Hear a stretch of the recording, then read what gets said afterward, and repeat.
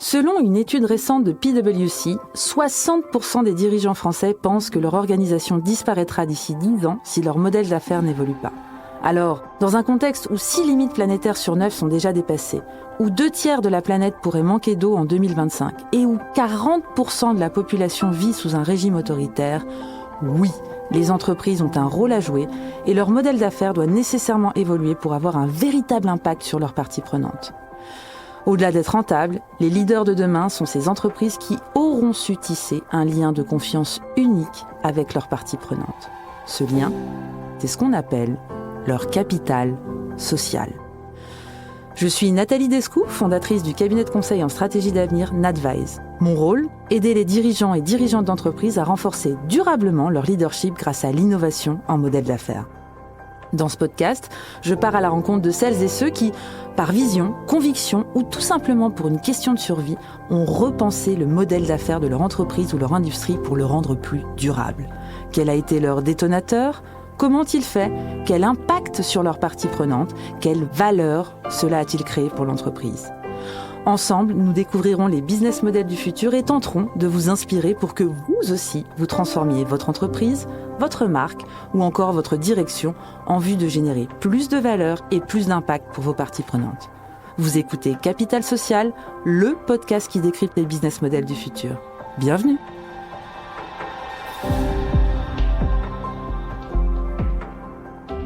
Chères auditrices, chers auditeurs, bonjour. Aujourd'hui à ce micro, pour ce 4e épisode de Capital Social, j'ai l'immense plaisir de recevoir celui qui a inspiré la création de ce podcast. J'ai nommé Thierry Reyna. Professeur de management de l'innovation à l'école Polytechnique, Thierry est également directeur de recherche au laboratoire CNRS I3, Institut interdisciplinaire de l'innovation. Alors, avant de rejoindre l'école Polytechnique en septembre 2017, Thierry a passé une dizaine d'années au Royaume-Uni, notamment à l'université de Cambridge, la LSE, l'UCL, l'Imperial College London, où il a co-dirigé le Center for International Business and Sustainability. Économiste de formation, directeur de la chaire Technology for Change de l'Institut Polytechnique de Paris et co-responsable de la chaire Innovation et Régulation des services numériques, Thierry est aujourd'hui l'un des chercheurs, on peut le dire, les plus reconnus en matière d'innovation, en modèle d'affaires et de transformation de la stratégie des entreprises.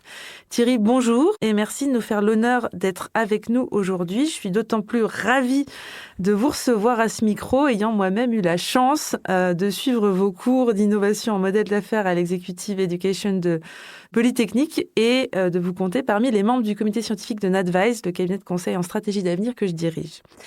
Alors, première question, vous le savez, Capital Social, c'est le podcast qui décrypte les business models du futur. Et pour décrypter, quoi de mieux qu'une méthode ? Justement, une méthode d'innovation modèle d'affaires, vous en avez co-inventé une avec Valentine Georget, également chercheuse et enseignante spécialisée en sciences de gestion et du management. Cette méthode, elle s'appelle 360 Business Model Innovation. Est-ce que vous pourriez nous la décrire ? En quelques mots, ça va être un peu compliqué, mais je vais essayer. Donc en fait, l'idée de cette méthode, c'est de repenser la manière dont les entreprises voient la stratégie. C'est vrai que les entreprises ont tendance à voir la stratégie comme le résultat d'un stimulus externe.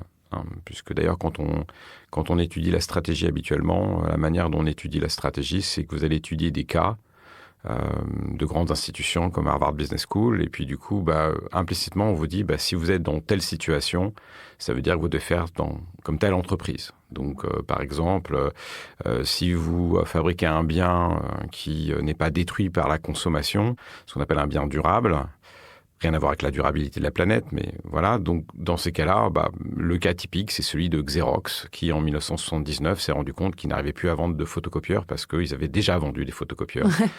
Et que donc, du coup, la solution, c'était de louer. Voilà. Ouais. Donc, la manière dont on voit la stratégie habituellement, c'est vraiment ça. C'est-à-dire qu'il y a un cas, et puis du coup, il faut faire comme tout le monde. D'accord. Et c'est pour ça qu'en stratégie, on appelle ça habituellement le one best way, c'est-à-dire qu'un environnement économique donné, il n'y a qu'une bonne stratégie. Et du coup, c'est pour ça que les entreprises s'adonnent à leur passe-temps favori, qui est de faire du benchmarking, c'est-à-dire regardons qui fait mieux que nous, et puis essayons de copier cette entreprise, tout en étant un petit peu différent, évidemment, mais enfin, en tout cas, le principe est là. Alors que, en fait, on se rend compte que l'environnement des entreprises est devenu beaucoup plus complexe, Elles sont dans un écosystème de parties prenantes qui est extrêmement vaste, avec tout un tas de parties prenantes qui ont les moyens de faire beaucoup de choses, de communiquer, de les aider à innover, de parler de leurs produits, de faire du lobbying. Et ces parties prenantes, très souvent, ne sont pas des entreprises. Donc, on sort d'une situation traditionnellement linéaire, où en fait une entreprise n'est finalement en contact que d'un côté avec des fournisseurs, de l'autre côté avec des clients qui peuvent être des distributeurs ou des transformateurs ou des clients finaux, à une situation où l'entreprise finalement elle est entourée de parties prenantes de différentes natures.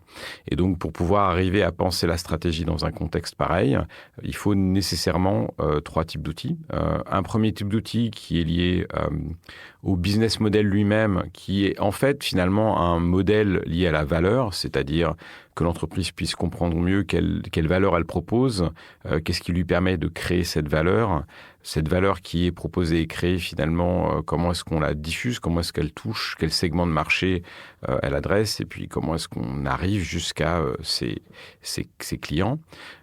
Comment est-ce qu'on capture de la valeur ? Puisque si on fait tout ça, en général, c'est pour récupérer quelque chose. Et puis enfin, comment est-ce qu'on communique autour de tout ça ? Donc ça, c'est vraiment le premier outil qui va permettre à l'entreprise de voir vraiment sa manière spécifique, du coup, qui va être extrêmement différente d'entreprise à entreprise, hein. Même dans des secteurs aussi, on va dire, standardisés, par exemple, que, je sais pas moi, la téléphonie mobile. Quand on applique ces outils à nos 4 acteurs en France, on voit bien que, en termes de création de valeur, il y a finalement pas grand-chose à voir entre, mettons, un Free Mobile qui s'appuie sur des Freenote et traditionnellement un Orange ancien, un acteur public qui s'appuie sur un réseau d'agences. Même si ces entreprises ont tendance à se copier du point de vue stratégique, quand on fait une analyse de leur valeur, on se rend bien compte que finalement, c'est potentiellement assez différent. Donc, le premier outil va nous permettre d'expliciter ça. Cette valeur, l'entreprise ne la crée pas seule, hein, elle la crée avec d'autres acteurs. Et donc, du coup, il va falloir représenter l'écosystème des parties prenantes de l'entreprise, alors qui sont d'autres entreprises, par exemple les fournisseurs ou les clients si on est en B2B, qui peuvent être les organismes de financement, le monde académique tel que moi, les institutions nationales, internationales, régionales, la société civile, etc., etc.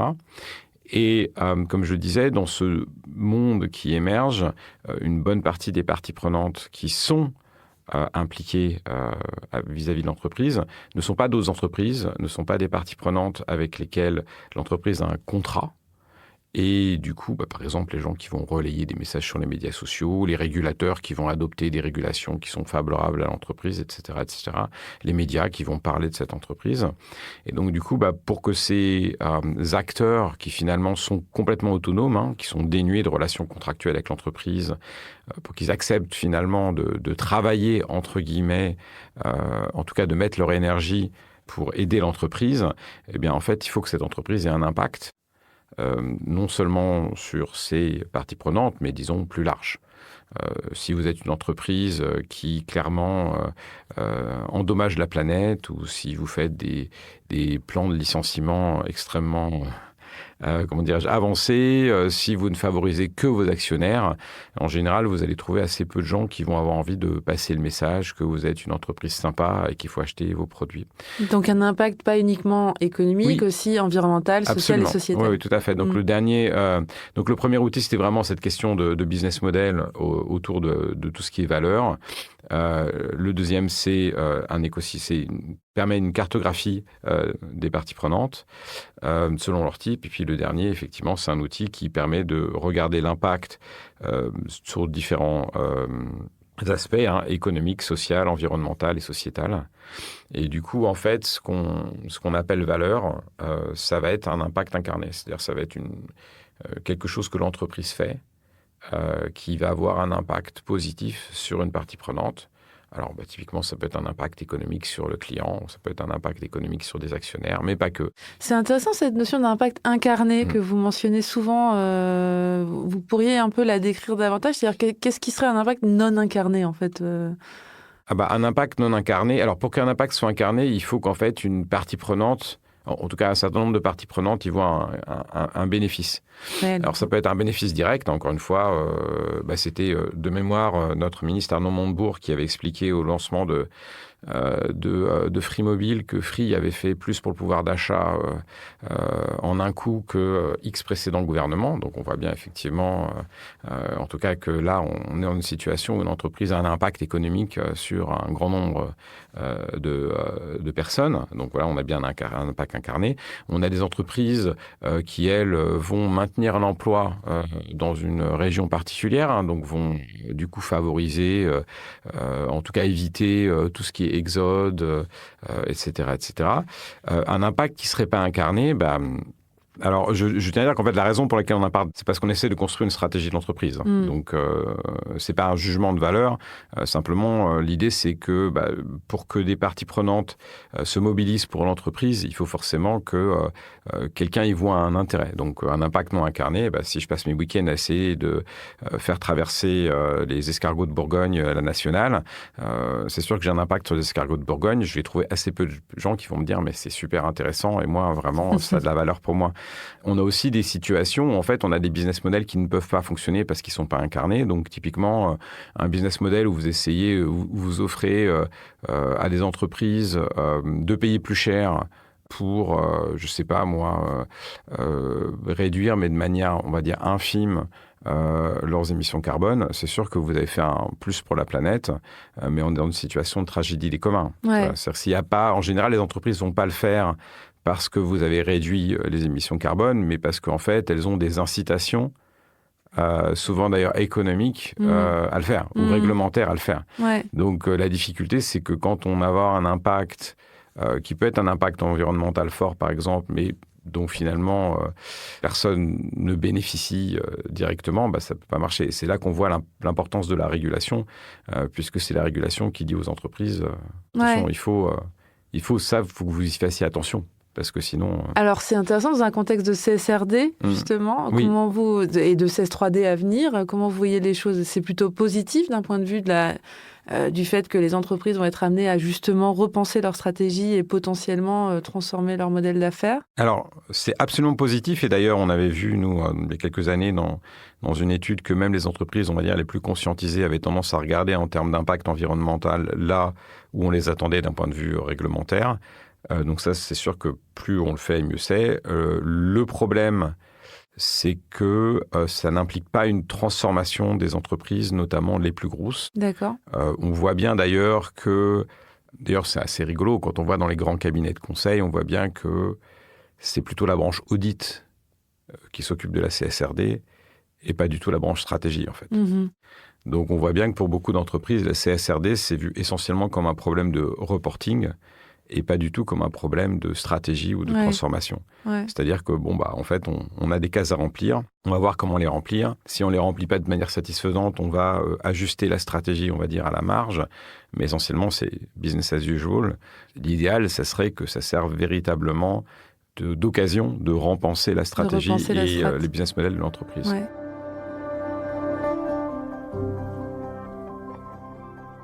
Alors, je reviens à votre méthode. Donc, en résumé, il y a 3 grands outils. La modélisation de la valeur, vous en avez parlé.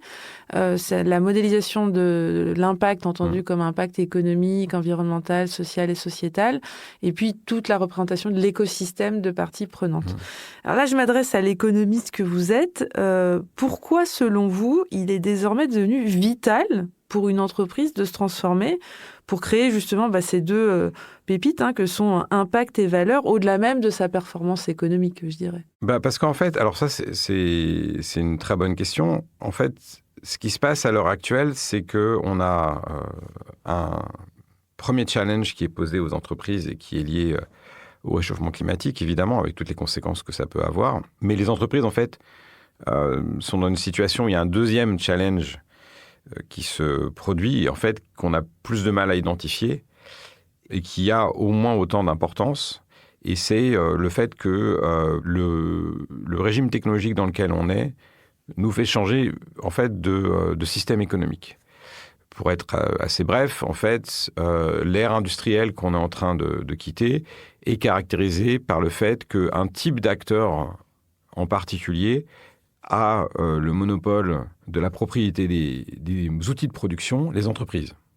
Donc, ça fait 200 ans que les entreprises sont devenues de plus en plus puissantes parce qu'elles seules étaient capables de concevoir, de faire du design, de faire de l'innovation, de fabriquer, de distribuer et de communiquer.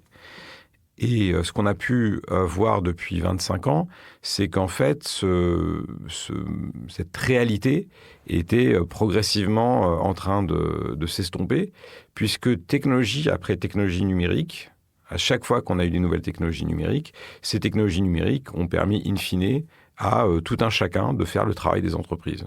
C'est-à-dire qu'à chaque fois qu'une nouvelle technologie est arrivée, en fait, ça a permis aux gens de créer, de participer à des efforts d'innovation, voire de répliquer, de copier, comme à l'époque du piratage, de distribuer, de communiquer, d'informer, etc., comme dans les médias sociaux.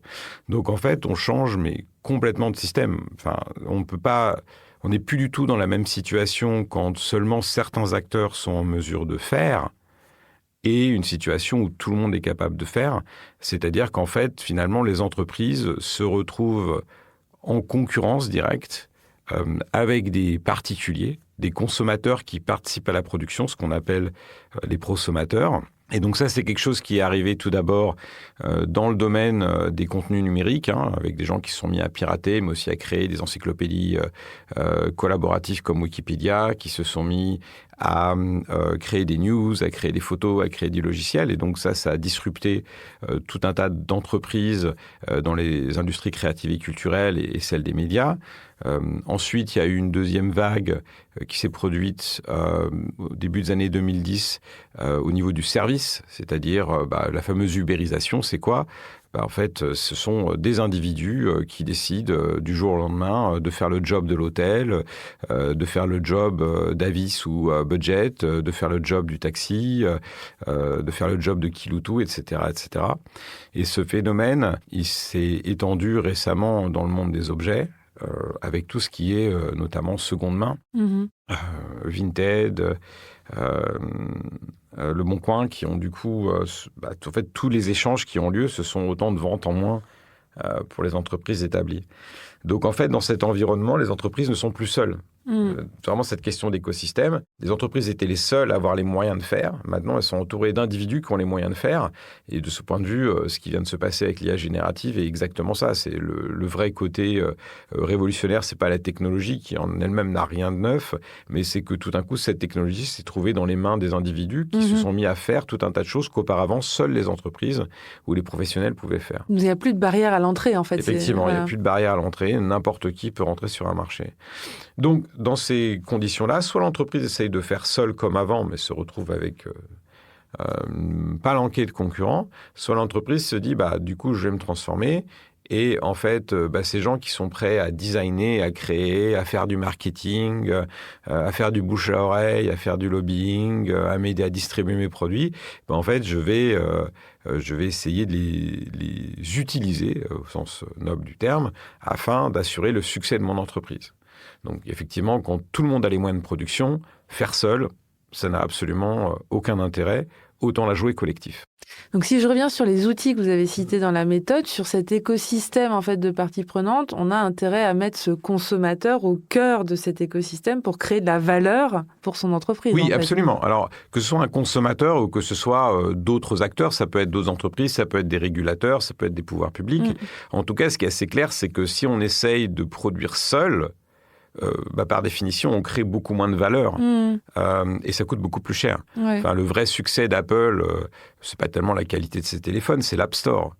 Imaginons le coût que ça aurait représenté pour Apple de développer elle-même, ne serait-ce que les 20-30% des applications les plus populaires sur l'App Store. Ouais. On parlerait littéralement de centaines de milliers d'applications. Ça coûterait une fortune.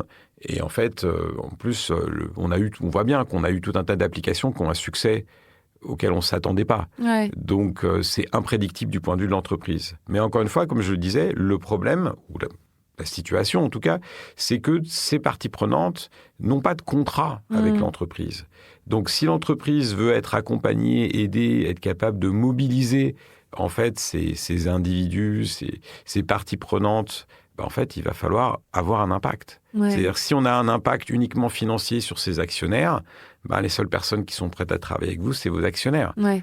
Si le reste de la planète vous déteste, il est assez clair que, en fait, personne ne va vous aider. Ouais. Au contraire, si la planète vous déteste, ils vont avoir tendance à utiliser les moyens numériques à disposition pour faire des flash mobs, pour faire des protestations, pour pouvoir écrire aux régulateurs pour que vous soyez réguliers. Ouais. Du coup, si je reviens à l'utilisation de cette méthode ou la conception de cette méthode, sans forcément citer de nom, mais peut-être des typologies d'entreprises, dans quelles entreprises vous les mettez en place? En fait, qui sont aujourd'hui justement ces boîtes, ces entreprises qui souhaitent créer de l'impact, de la valeur en innovant en modèle d'affaires? Parce qu'on ne se lève pas tous les matins en se disant « Tiens, je vais changer mon modèle d'affaires ». Il y a forcément soit une situation endogène ou exogène, mais qui sont ces gens qu'en fait, avec qui vous travaillez et qui mettent en place cette méthode? Alors, je dirais que c'est assez varié. Mais ce qui est important, c'est que les entreprises avec lesquelles on travaille, à la base, ne nous contactent pas forcément parce que, en fait, elles veulent avoir plus d'impact. Cette méthode, c'est une méthode de transformation des entreprises. En fait, on a pris le parti pris de ne pas faire une méthode pour les entreprises qui voulaient, je sais pas moi, sauver la planète. Simplement, là, encore une fois, la réalité économique dans laquelle les entreprises évoluent a complètement changé. Et donc, la question, c'était de savoir comment est-ce qu'on aidait les entreprises à trouver une nouvelle manière de voir la stratégie.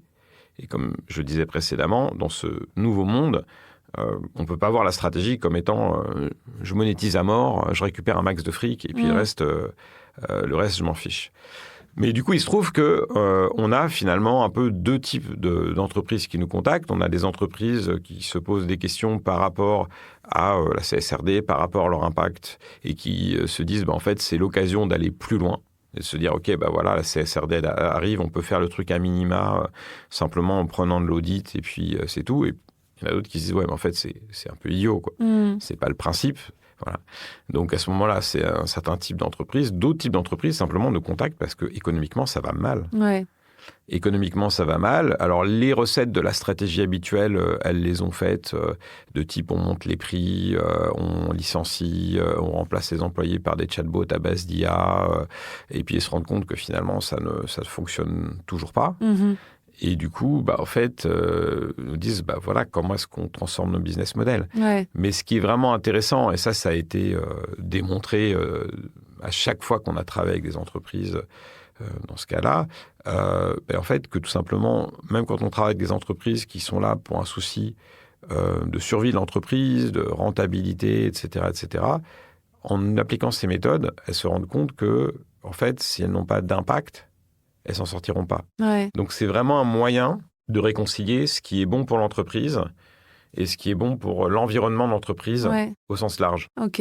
Au même titre, d'ailleurs, à contrario, qu'on a bien vu que des entreprises qui voulaient avoir de l'impact, mais qui n'avaient pas les bonnes manières de penser les business models, ça ne fonctionnait pas non plus. Ouais. Donc, il y a vraiment, en fait, quelque chose qui est nécessaire pour réconcilier, en fait, ce qui est bon pour l'entreprise et ce qui est bon économiquement, socialement, etc., etc. Alors, on voit que la performance économique peut être un détonateur, c'est-à-dire les recettes d'avant ne marchent plus, du coup je me pose je me pose des nouvelles questions. Est-ce que vous constatez une différence dans les typologies d'entreprises? Est-ce que c'est la même histoire quand on est coté ou pas coté? Je pose la question parce que peut-être qu'une entreprise cotée a une perception plus court-termiste, mais c'est peut-être pas votre vision des choses. À l'inverse, peut-être qu'une entreprise non cotée peut être amenée à se poser ces questions sur des sujets de transmission, de durabilité, de comment on transforme le modèle d'affaires de son entreprise parce qu'on n'est pas sur les mêmes logiques de temps, en fait, quand on n'a pas la pression nécessairement de ses actionnaires. Est-ce que c'est des choses que vous voyez ou est-ce que le débat ne se pose pas sous cet angle-là? Alors, c'est une bonne question. J'ai envie de répondre oui, mais alors en fait, ce qui se passe, c'est que quand on a des entreprises familiales, on peut penser que en fait, si on arrive à convaincre en fait, les propriétaires, tout va marcher. La difficulté, souvent, c'est que il peut y avoir une certaine réticence parce que, de fait, on est beaucoup plus averse au risque. Et du coup, on fait la démonstration mais c'est quand même pas très, très évident, quoi. Donc, surtout quand on a une entreprise familiale dont le business model a été le même pendant 70 ans, l'idée qu'il faut changer, c'est ça qui est très compliqué. L'idée que le fait que l'entreprise produise alors qu'il y a déjà tout un tas de trucs qui sont disponibles, c'est extrêmement choquant. Donc, du coup, ça demande une remise en cause. Alors, il ne s'agit pas de tout arrêter de passer à l'IA, c'est jamais le point. Mais c'est vrai que ça peut... l'entreprise, dans ce nouvel environnement, a une nouvelle mission. Mmh. Et c'est vrai que quand on a fait une chose en particulier depuis X décennies, ça peut être plus difficile. Du point de vue des actionnaires, ils ont tendance à être beaucoup plus pragmatiques, en fait. Donc, en fait, il n'y a pas un attachement particulier à l'entreprise. Après, c'est vrai que le problème des actionnaires, c'est que eux utilisent les mêmes visions de la stratégie, travaillent avec les mêmes cabinets de conseil, et que ce qu'on fait, évidemment, même si on donne des gages sur la réussite des projets qu'on accompagne, la difficulté, c'est que c'est pas...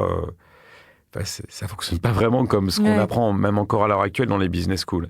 Alors, c'est vrai que, du point de vue des entreprises cotées, souvent, les propriétaires sont assez loin. Donc, ça permet effectivement d'avoir une espèce de zone de flou, ou en tout cas d'invisibilité dans laquelle on peut intervenir. Et donc, voilà. Du côté des entreprises qui sont, elles, non cotées, en fait, ça va vraiment dépendre de la vision, en fait, des propriétaires, des dirigeants.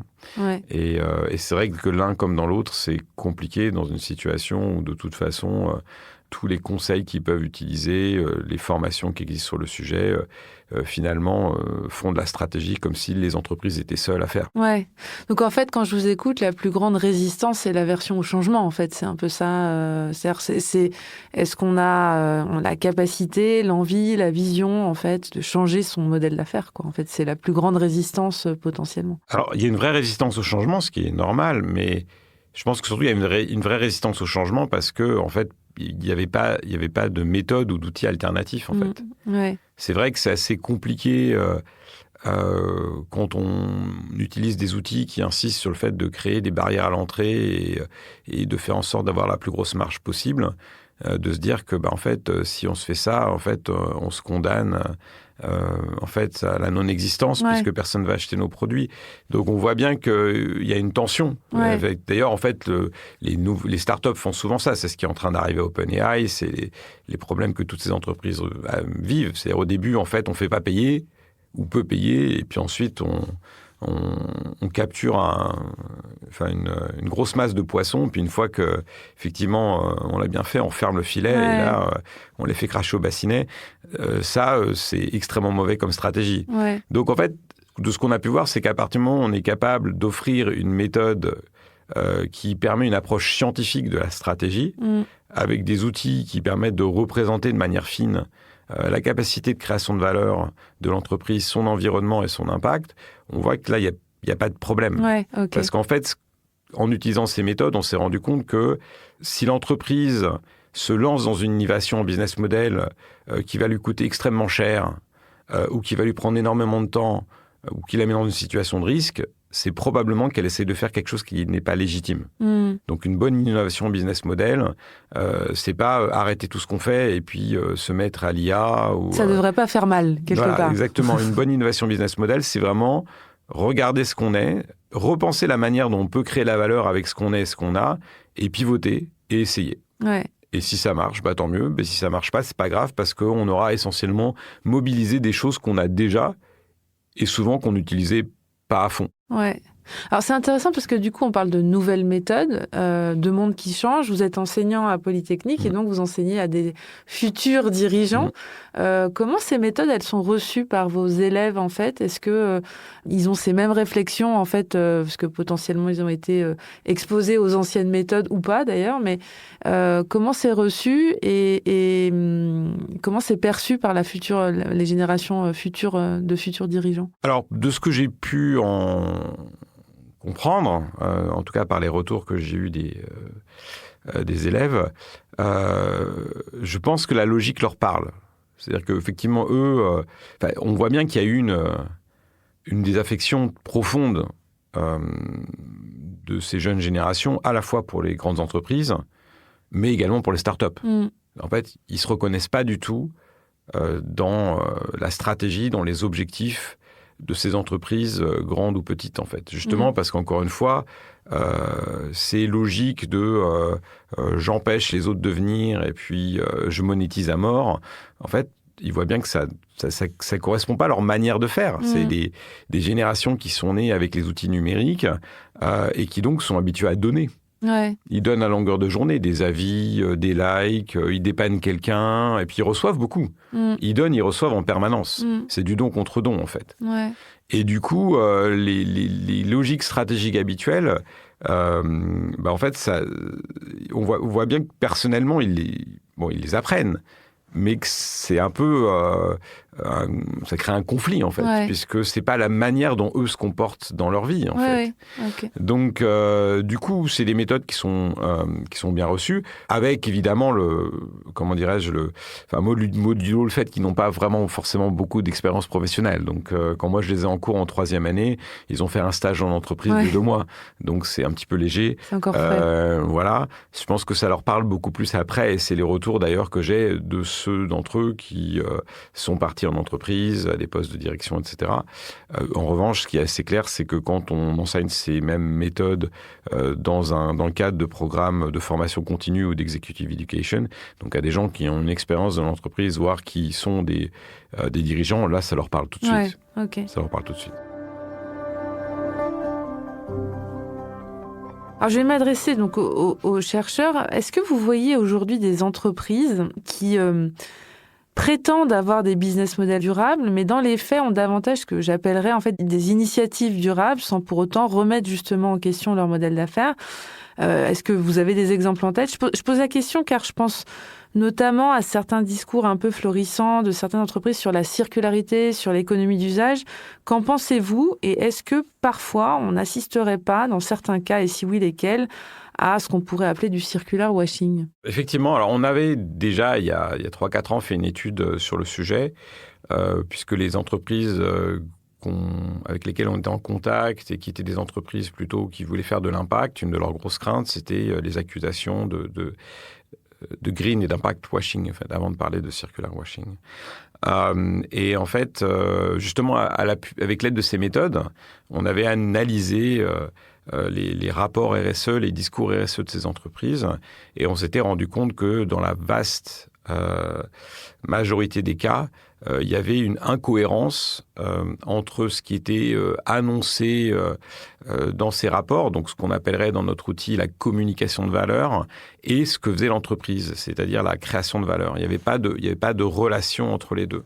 Donc, ce qu'on veut dire par là, en fait, si vous mettez dans votre rapport RSE que vous plantez des arbres, si vous êtes Truffaut, oui, on a bien un alignement entre communication de valeur, impact et puis création de valeur. En revanche, si vous êtes un groupe pétrolier, il est évident que les gens ne vont pas à la pompe parce que vous plantez des arbres. Donc, en fait, toutes les entreprises plantent des arbres. Toutes les entreprises où beaucoup mettent des ruches sur le toit pour favoriser la biodiversité, alors que mes collègues biologistes me disent qu'au contraire, ça endommage la biodiversité. Donc, on voit bien qu'effectivement, il y a dès le début, en fait, une décorrélation assez forte entre tout ce qui est RSE, impact et finalement les activités d'entreprise. On a vraiment l'impression que finalement la plupart des entreprises sont d'un côté business as usual et puis ensuite on va prendre des initiatives responsables RSE pour se faire pardonner, mais sans qu'il y ait un alignement entre les deux. Et du coup, ça c'est un vrai problème. Pourquoi ? Parce que ça tue la pérennité de tout ce qui est action RSE à impact. C'est-à-dire que tant que l'entreprise gagne de l'argent, ça va aller. Mais dès que l'entreprise commence à gagner moins d'argent, parce que ces initiatives RSE, le plantage d'arbres, etc., ça leur coûte, elles vont être arrêtées immédiatement. C'est ça qu'on va sucrer en premier.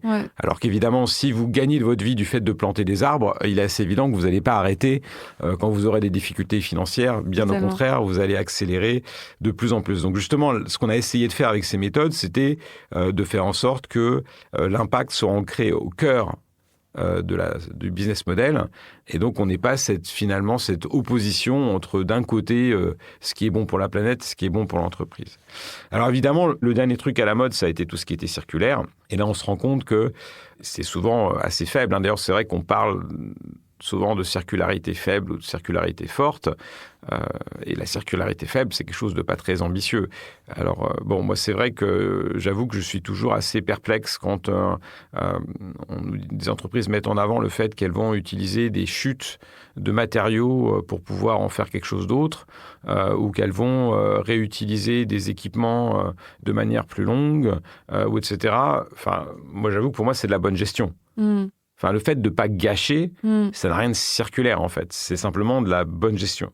Seulement, les entreprises, certaines d'entre elles, ont été dans une situation où il y avait des telles barrières à l'entrée qu'elles pouvaient se permettre, en fait, d'être extrêmement dispendieuses et de gâcher. Ouais. On va détruire des chutes plutôt que de les laisser utiliser parce qu'on ne sait jamais si le concurrent les utilisait. Ou alors, on va détruire des produits qui ne sont pas aussi bons, qui ne passent pas le contrôle qualité, parce que si on les met en vente, du coup, ça va être moins cher. Et puis, si finalement c'est bien, ça veut dire que les gens n'achèteront pas les bons produits. Ouais. Donc, voilà, c'est le pouvoir de marché des entreprises qui ont permis ce gâchis. Ouais. Le fait de ne pas gâcher, c'est-à-dire de trouver une utilisation, je dirais, financière, même en interne, pour tout ce qu'on a sous la main, c'est pas de la circularité, en fait. Ouais. Ça, c'est de la bonne gestion. Tout simplement, c'est relativement évident. Le concept de circularité, il s'inspire des mécanismes biologiques. Or, on voit bien qu'il n'y a aucune espèce qui est autocirculaire. Enfin, ça n'a pas de sens. En tout cas, j'en connais pas. D'espèces qui se nourrissent de ses propres déchets, j'en connais pas. Donc, une entreprise qui appelle circularité le fait de réutiliser en interne des choses qui n'ont pas été suffisamment utilisées, pour moi, ça s'appelle de la bonne gestion. La vraie circularité, c'est de se dire, en fait, qu'est-ce qui existe qui est finalement le rebut d'une autre entreprise qu'on pourrait utiliser comme input, et parallèlement, en fait, nos rebuts, les choses qu'on sous-mobilise, en quoi ça pourrait servir d'input à une autre entreprise. Ouais, dans une logique systémique, en fait. Oui, ouais. mais ça, c'est de la circularité qui est plus ambitieuse, plus forte. La circularité, ça se fait pas seul. Ouais, ok. Alors, on arrive au terme en fait de cet entretien. Je vais essayer de prendre de la hauteur pour la dernière question. On se parle d'impact et de valeur depuis le début de ce podcast. En tant que chercheur et presque observateur du monde qui nous entoure, est-ce que ce qui se passe chez nos voisins américains en ce moment même, où je le rappelle, plusieurs grandes entreprises ont récemment annoncé, entre autres, l'annulation ou même la réduction de leur programme de diversité, d'équité et d'inclusion, est-ce que ça ne vous inquiète pas? Et je vais être plus précise, je pense notamment à Walmart qui a déclaré en décembre 24, là, à la fin d'année dernière, mettre fin à son programme D&I, ou encore plus récemment McDonald's qui, il y a à peine quelques jours, le 7 janvier, a annoncé l'élimination des objectifs de représentation et le retrait de son engagement à embaucher des fournisseurs diversifiés. Quel impact sur, on aime bien ce terme-là, le capital social de ces entreprises? Et est-ce que vous pensez que cette vague, qui est clairement un recul en matière d'impact social et sociétal, a un risque en fait de déferler en Europe sur nos entreprises? C'est quoi votre avis sur cette question-là? Alors pour répondre à cette question, il faut peut-être préciser un petit peu ce qu'on entend par capital social. Alors, il y a plusieurs définitions, mais en règle générale, ce qu'on entend par capital social, c'est de la confiance cognitive ou affective, des liens sociaux, des réseaux sociaux, et des normes partagées, des valeurs partagées qui vont déclencher de la réciprocité et de la coopération. Eh bien, en fait, ce qui est assez clair, c'est que ce capital social, dans un monde qui devient extrêmement polarisé, en fait, il ne peut pas y en avoir qu'un. Et donc, en tant qu'entreprise, si j'essaye de plaire à tout le monde, en fait, je plais à personne. Je suis insipide. Et donc, par définition, il va y avoir d'autres acteurs, d'autres entreprises qui vont dire, moi, là, ma norme, c'est ça. Mes valeurs, c'est ça. Et du coup, en fait, qui vont créer un capital social qui va être moins universel. C'est-à-dire qu'en fait, il y a peut-être moins de gens qui vont les aimer, mais en tout cas, qui va être spécifique. Ouais. Et plus authentique, on va dire. Et donc, je pense que malheureusement, en fait, ça va s'accélérer. Ouais. C'est-à-dire que on voit bien que, en fait, quand on a un capital social, quand on a des normes, quand on a des valeurs qui sont clairement affichées, il se peut même que des gens qui ne partagent pas ces normes et ces valeurs, en fait, vous choisissent simplement parce que dans un monde où on a trop d'informations, où il y a trop de choix, vous représentez un choix clair. Et donc, on l'a bien vu aux dernières élections américaines, on voit bien qu'on a d'un côté, en fait, le gagnant qui, lui, a en fait des valeurs qui sont assez claires, qui est très clair dans ce qu'il pense, ses affirmations, etc., qui a tendance à essayer au moins un minimum de faire ce qu'il dit. Et du coup, contrairement à la dernière fois où Trump a été élu, cette fois-ci, il a gagné le vote populaire. Ouais. Or, il est assez évident que tout le monde qui a voté Trump ne partage pas entièrement ses valeurs et ses normes. Donc, le capital, a priori, n'a pas un capital social fort vis-à-vis de lui. Mais en fait, il n'empêche que dans une situation où il est face à, du point de vue de l'électorat, une nouvelle venue, dont on ne connaît pas les normes, dont on ne connaît pas les valeurs, qui a un message qui est peut-être plus raisonnable pour nous Européens, mais qui est un peu ça dépend, on va voir. En fait, ça ne tient pas. Ouais. Et donc, on va être dans un monde qui est tellement bruité avec une multiplicité d'offres, quelque part, en fait, les entreprises vont avoir tendance à se dire, OK, nous, on est l'entreprise qui a telle position, telle valeur. La clarté, quoi. Voilà, ça va être une objectif de clarté. En plus, ça permet aussi, pourquoi pas, de faire des économies. Donc, si elles sentent que le vent tourne plutôt d'un côté, voilà, donc c'est vrai qu'on a été un peu ces dernières années dans une situation où on avait plus d'inclusion, plus de tolérance parce qu'on avait l'impression que c'était ça qui vendait. Donc on avait plein de grosses boîtes qui se sont mis à faire ça. Et puis là, on se rend compte que finalement, c'est pas bien vu, qu'on se fait accuser de wokisme. Et donc par définition, ça veut dire que on a plutôt intérêt à se débarrasser de ces zéro hippo et puis finalement de se montrer viril ou macho. Je sais pas, il y avait une interview de Zuckerberg récemment sur le sujet qui a priori revient aussi sur ce type d'engagement. Donc en fait, la polarisation aidant, on risque effectivement de voir apparaître des entreprises qui vont avoir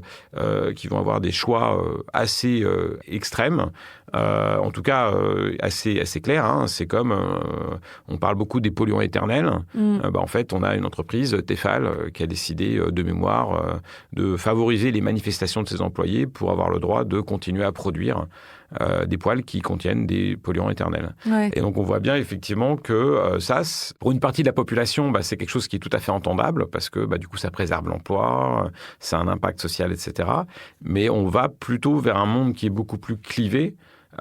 Et dans un monde qui est extrêmement bruité, en fait, avoir une identité où on est, nous, on est bon avec tout, on essaye de tout bien faire, on est extrêmement lisse et c'est vrai que c'est pas forcément très, très entendable. Donc, donc la clarté, en fait, va prendre d'autant plus son importance dans cette logique d'évitation. Comme on l'a vu en politique avec le populisme, en fait, c'est pas un hasard non plus, en fait. Dans un monde où on a tellement de news, tellement de contenu, etc., les gens n'ont pas l'occasion, l'énergie, le temps d'écouter un programme politique qui serait raffiné. Plus c'est gros, plus ça passe et plus c'est audible, en fait. Mais d'où peut-être, on revient sur ce qu'on se disait précédemment, dans ces sujets-là, l'importance du régulateur parfois sur certains sujets. Alors, est-ce que là, on en a besoin ou pas, c'est une question, mais le régulateur aussi permet de parfois réguler...